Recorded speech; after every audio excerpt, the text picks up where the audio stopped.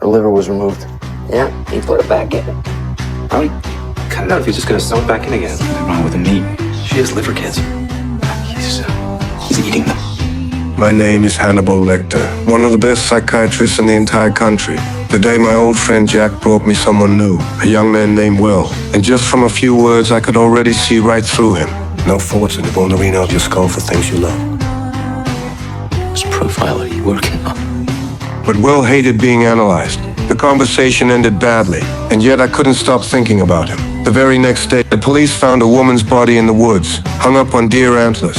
Everyone thought the killer was mocking them, but Will saw what no one else could. This wasn't the same guy from the last case. In a flash, it all clicked for him. The real killer must have a daughter, an only child around the same age and build as the victim, and someone who's about to die. The thought of losing her drove him insane, so he did something monstrous. The next morning, I brought Will a home-cooked meal, a little peace offering for being rude the other day. He accepted.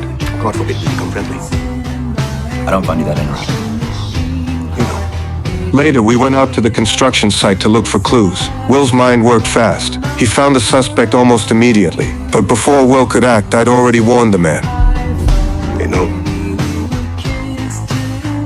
By the time Will got to the suspect's house, the man had murdered his wife. Will rushed inside, only to find him turning on his own daughter. He had no choice. Will fired several rounds, killing the man on the spot.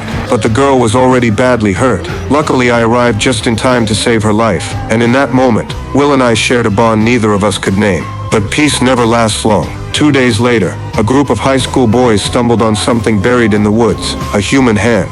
Police dug up the rest of the bodies, 9 in total, each one covered in mushrooms. Traps were scattered all around, and soon they realized these victims had been buried alive. The killer had planted them in nutrient-rich soil, keeping them alive long enough for the mushrooms to grow and erase the evidence. The horror shook everyone, but for Will it was worse. He started seeing things. Hallucinations of the man he shot. His mind was slipping, so he came to me for help. I told him it was just stress. Then we talked about the case. The structure of a fungus mirrors that of the human brain, an intricate web of connections. Will thought maybe that's what the killer was chasing, the beauty of connection between living things.